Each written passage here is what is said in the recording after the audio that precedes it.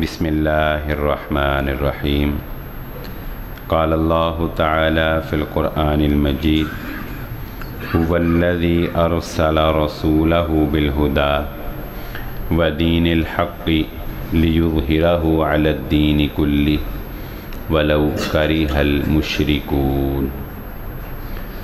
قابل صد احترام حاضرین مجلس، محترم مکرم سامعین اکرام، آج کی اس مختصر نشست میں ہم اس بات کو سمجھیں گے کہ دین اسلام کا مزاج کیا ہے اور دین اسلام کو قبول کرنے کے لیے، یعنی اس کو سمجھنے کے لیے ہمیں کن تدابیر کو اختیار کرنا چاہیے۔ سب سے پہلے یہ بات سمجھ لیجئے کہ ہر رائٹر کا، ہر مقرر کا، کوئی بھی کتاب ہے اس کا، کوئی بھی کالم نگار ہے اس کا ایک خاص مزاج ہوتا ہے۔ پڑھنے والے، سننے والے اس مزاج کو سمجھتے ہیں، اس مزاج کو پہچانتے ہیں۔ مثال کے طور پہ اگر کوئی بندہ عرفان صدیقی صاحب کا کالم ریگولر پڑھتا ہے نا، تو اسے پتہ لگ جائے گا کہ ان کے لکھنے کا انداز، لکھنے کا سٹائل، طریقہ کار کیا ہے۔ کل کو کوئی بندہ کوئی تحریر لکھ کے اوپر عرفان صدیقی کا نام لکھ دے تو پڑھنے والے فوراً پہچان لیں گے کہ یار یہ اسلوب ان کا نہیں ہے، یہ طریقہ ان کا نہیں ہے۔ جو لوگ اقبال کی شاعری کو پڑھتے ہیں، بھلے انہیں سارے اقبال کے شعر زبانی نہ بھی آتے ہوں، لیکن کسی اور کے شعر کو اگر اقبال کی طرف منسوب کرنے لگیں گے تو جو اقبال سے شناسائی رکھتا ہے وہ فوراً یہ پہچان لے گا کہ یار یہ اسلوب جو ہے، یہ طرز تکلم جو ہے، یہ اشعار کا جو طریقہ، یہ اقبال کا نہیں ہے۔ دین کے ساتھ ہماری اتنی وابستگی ضرور ہونی چاہیے کہ ہمیں دین کا مزاج پتہ ہو، اتنی کی وابستگی ضرور ہونی چاہیے۔ اب آئیے وہ حدیث جو میں آپ کو سنانا چاہتا ہوں، جس کے لیے میں نے یہ تمہیدی بات کی۔ رسول اللہ صلی اللہ علیہ وآلہ وسلم نے فرمایا، اگر تمہارے پاس، سلسلہ حدیث صحیحہ کی روایت ہے، کوئی بندہ میری نسبت سے، یعنی یہ کہہ کر کہ میں نے، نبی نے صلی اللہ علیہ وسلم نے یہ بات کہی، میری نسبت سے کوئی ایسی بات کرے جو تمہاری عقل اور تمہاری فطرت کے خلاف ہو، تو اس کو سمجھ جانا کہ وہ میری بات نہیں ہو سکتی۔ اور جو بندہ تمہارے پاس ایسی بات کرے جو تمہاری عقل اور فطرت کو قبول کرے، تو اس کو تم قبول کر سکتے ہو کہ یہ میری بات ہے۔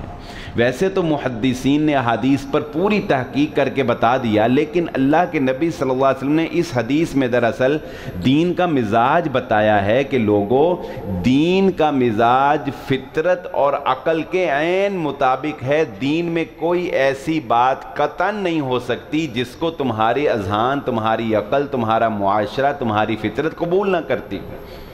اللہ کے نبی صلی اللہ علیہ وآلہ وسلم نے فرمایا، قوم بنی اسرائیل کے ہلاک ہونے کی وجہ میں سے، قوم بنی اسرائیل جب ہلاک ہوئی تو ان کی وجوہات میں سے ایک وجہ یہ تھی کہ ان کے اندر قصے کہانیاں جنم لے گئے تھے۔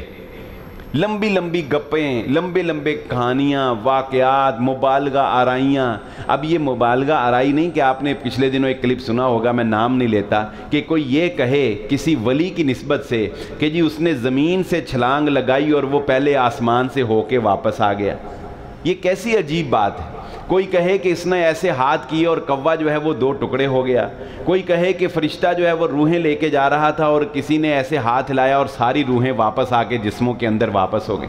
آج تک اللہ کا قانون نہیں بدل سکتا، چاہے نبیوں سے نہیں بدلا، ولیوں سے کیسے بدلے گا؟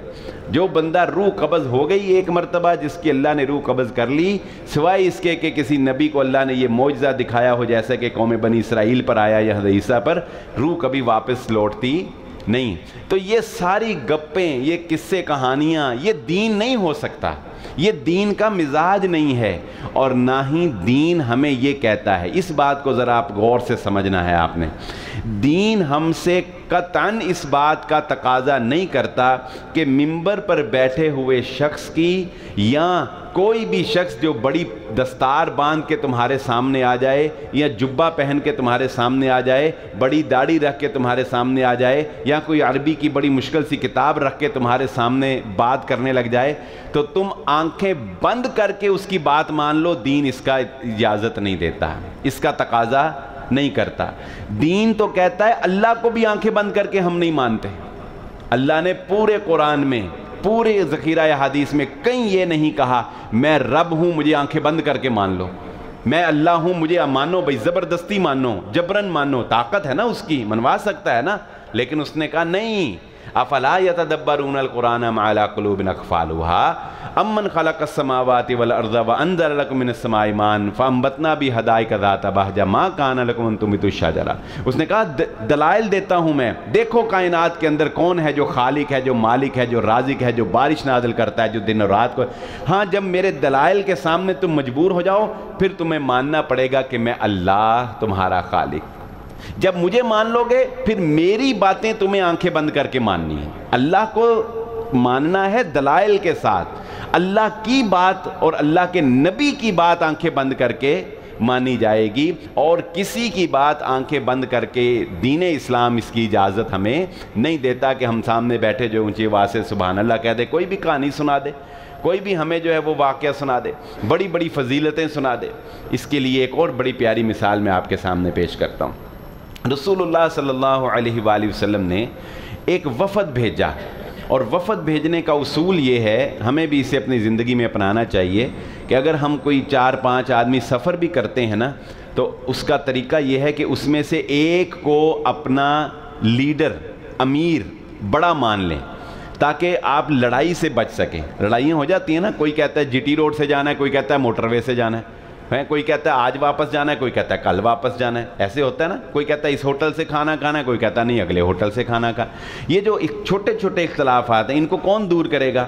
ایک امیر مقرر کر لو، جو وہ فیصلہ کر دے اس پر سارے آمین کہہ دو. لیکن اس کی بھی ایک حد ہے. اللہ کے نبی صلی اللہ علیہ وسلم نے ایک وفد بھیجا، ایک امیر مقرر کر دیا. اس امیر نے ایک جگہ پڑاؤ ڈالا جب لشکر نے، تو اس نے لوگوں کو، اپنے جو بھی اس کے وفد میں تھے ان کو کہا لکڑیاں اکٹھی کر کے لاؤ. کسی بات پر اس کو غصہ آ گیا، امیر صاحب کو، لیڈر صاحب کو کسی بات پہ غصہ آ گیا. اب غصہ آ گیا تو کیا کہا اس نے کہا ان ساری لکڑیوں کو آگ لگاؤ. جی آگ لگا دی. اس نے حکم دیا، امیر جو تھا نا حکمن، اس نے کہا میں تمہیں حکم دیتا ہوں اس آگ کے اندر چھلانگ مار دو، اس آگ کے اندر چھلانگ مار. اب صحابہ اکرام جیسی شخصیات جو یہ جانتی تھی کہ نبی صلی اللہ علیہ وسلم نے امیر کی اطاعت کا ایک درس دیا ہے، تلقین کی ہے، لیکن انہوں نے عقلوں کو بند نہیں کیا، عقلوں کو بند نہیں کیا. انہوں نے سوچا کہ یہ کہہ رہا ہے آگ میں چھلانگ مار دو، ہم نے اپنا دین، اپنے آباء و اجداد کا دین، اپنا سارا طریقہ، اپنا خاندان چھوڑا ہی اس لیے تھا کہ ہم آگ سے بچ جائیں، اور یہ کہہ رہے آگ میں چھلانگ مار دو. انہوں نے اس امیر کی بات ماننے سے انکار کر دیا. کیوں؟ کیونکہ بات عقل تسلیم نہیں کرتی تھی، عقل کو نہیں ٹچ کرتی تھی. خیر معاملہ رفع دفع ہو گیا، بات نہیں انہوں نے مانی، واپس آ گئے. اللہ کے نبی صلی اللہ علیہ وآلہ وسلم کو شکایت لگ گئی. نبی صلی اللہ علیہ وسلم نے کیا فرمایا؟ فرمایا تم نے بہت اچھا کیا کہ اس کی بات نہیں مانی، اگر مان لیتے تو یہ خودکشی ہوتی اور وہ ہمیشہ کے لیے تم اس آگ کے اندر جلتے رہتے. یعنی کہ کسی کی بھی بات ماننی ہے تو آنکھیں بند کر کے نہیں مان لینی، عقل کا استعمال کرنا، غور و فکر کرنا، شعور سے کام لینا، یہی مسلمان کا وتیرہ ہے، یہی مسلمان کا طریقہ ہے. عقل سے بند کر کے جس کی بات مانی جا سکتی ہے وہ اس وقت جب پکا ہو جائے کہ یہ کس کی بات ہے، یہ اللہ کی بات ہے یا یہ محمد الرسول اللہ صلی اللہ علیہ وآلہ وسلم کی بات ہے.